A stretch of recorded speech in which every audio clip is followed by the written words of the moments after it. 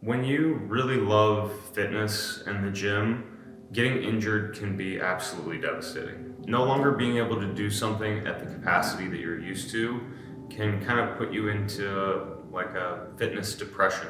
I was in that place a few years ago, and I wanted to share my story of how I went from never thinking that I was going to snatch or clean and jerk heavy again to hitting lifetime PRs and rekindling my love for CrossFit and training.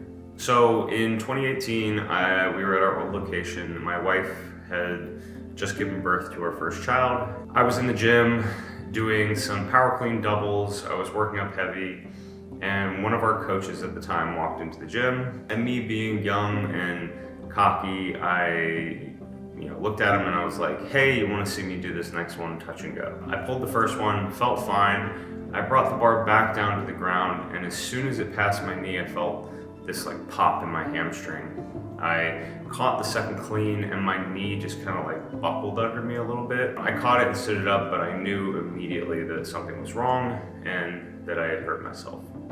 In the grand scheme of athletic injuries, a little pulled hamstring is not that serious. I didn't have surgery, I didn't rupture a tendon, I didn't tear anything. What I did after that, or rather what I didn't do after that, led me to have weak and achy knees for the next 3 years. Instead of doing what I should have done and what I would recommend to other people, in actively working through that injury while training other parts of the body and kind of giving that area a rest from training, instead I just continued to do what I was doing and just pushed myself through the workouts, through pain, in kind of like crappy ranges of motion, and it got to a point where I just kind of gave up trying because, if you're just always in pain, it's not fun to continue to work out. I started to think okay, this is it. This is the end of my athletic journey. It started to kind of spiral downward into a fitness depression where, I felt like there was no way out, and it was kind of time to hang up the cleats, so to say. I got really frustrated. I didn't understand why this was happening to me. The other thing that was really hard for me personally was I was a CrossFit affiliate owner, and fitness is part of my identity. It's part of my life. It's my living. It was everything to me. And when I couldn't do what I was trying to teach other people to do, it became even harder for me to want to wake up every day and go to work and want to continue down this path of owning a gym and being a coach. Eventually I started to kind of accept what had happened to me. I gave up on trying to heal my injuries and trying to fix myself, and I just started to shift my focus to other things. My wife and I had just had a kid, so I started to focus on my family a little bit more. I started to focus on the business a little bit more, trying to be the best gym owner that I could. I started making content on YouTube around that time, and I really threw myself into learning as much as I could about coaching, taking certifications, and really just trying to push myself more as a coach. So one course that I signed up for was a 2-day rock tape certification. The course was great, but the one thing that really stuck out to me that the instructor said was, where there's stagnation, there will be pain. And that's true for fitness and for life. But that little phrase just started a catalyst for me to start to believe that movement is medicine, motion is the lotion, and that I could see that, potentially there was a way for me to get back to doing what I loved at some level without pain. The next year was very up and down. I had days where everything was great and I felt awesome. And then I had days where I felt like I was, making everything worse again. I started to work with a chiropractor, Dr. Jim Kennedy, who was a member at my gym at the time. We've become good friends since then, and he's actually opened his own practice right above my gym. But anyways, I went to go see him. He did some assessment and some different treatments on me. He told me that my hamstrings were weak.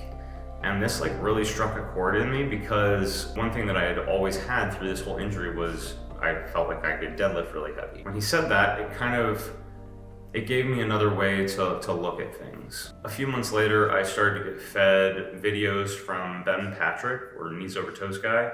And around this time is when he really started to blow up on social media. And I watched all of his videos. I really tried to digest everything that he was saying. You know, I got a slant board, I got the monkey foot, I was doing reverse sled drags, I was working on the Nordic. Dr. Jim actually gifted me a Nordic bench when he moved in here, which was super cool. The big thing that I learned from Ben Patrick and watching all the knees over toes guy stuff over and over again was the importance of eccentric training. When you contract your muscles, it shortens. When you lower yourself down, they lengthen. So that concept, and through learning how to do the Nordic hamstring curl, made me really understand how important strength and length were when it comes to mobility.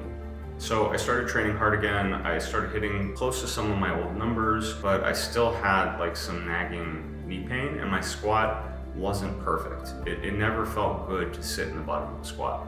Another person on YouTube that I had been watching and following for a few years was Zach Tellender, and he had made a few videos on 5-minute squat, and he had made them in the aspect of how to improve your bottom position in the clean and the snatch. His thesis was basically spend more time down there. I started to work on this 5-minute deep squat, and I started to do it every single day. And this is the one thing that I attribute to my ability to now, not have knee pain in the squat, and to where I'm hitting all-time PRs in the snatch, clean, and jerk. So if you're watching this, thank you, Zach. The reason that I think that the 5-minute deep squat every day works so well is because it is just accumulating time under load in a position that you are working to improve. One big thing that I learned through this whole process was that humans do what they do most. Most of us spend our lives, texting on cell phones or typing on computers or driving in cars, and we end up in this really poor posture. It's just, we haven't built the strength to hold ourselves in a good position. The human body will resort to the positions that it uses most. If you are always sitting in a chair with your hips above your knees, then it's going to be very challenging for you to sit with your hips below your knees. You start to not develop the strength in those tendons and in the muscles and in the joints to be able to hold yourself safely in that position. So the 5-minute deep squat was a game changer for me because it gave me a super simple daily practice that I could do that just gave me more time in the position that I was weak in. I think the most important part to all of this was the consistency behind it. If there's anything you want to improve with mobility, spending 5 minutes on it every single day will make dramatic changes over time. You're not going to fix it in a day or 2 days, especially if it's something where you've gone 40 years of your life rounded shoulders in sitting at a desk. Through this whole 5-year journey, I've gone from feeling like I would never hit the same weights I used to hit again to getting all-time PRs in the snatch and the clean and jerk. And I'm in love with fitness again. I'm in love with CrossFit again, which is awesome to say. And through the process, I think it's made me a better coach. It's made me a better father. And I've really learned how to, adapt to adversity and realize that, nothing is permanent if you don't want it to be. I hope this video was helpful. I hope it gave you some insight and some hope. If you're struggling with pain, that there is a way out. You just have to be consistent and persistent in your efforts.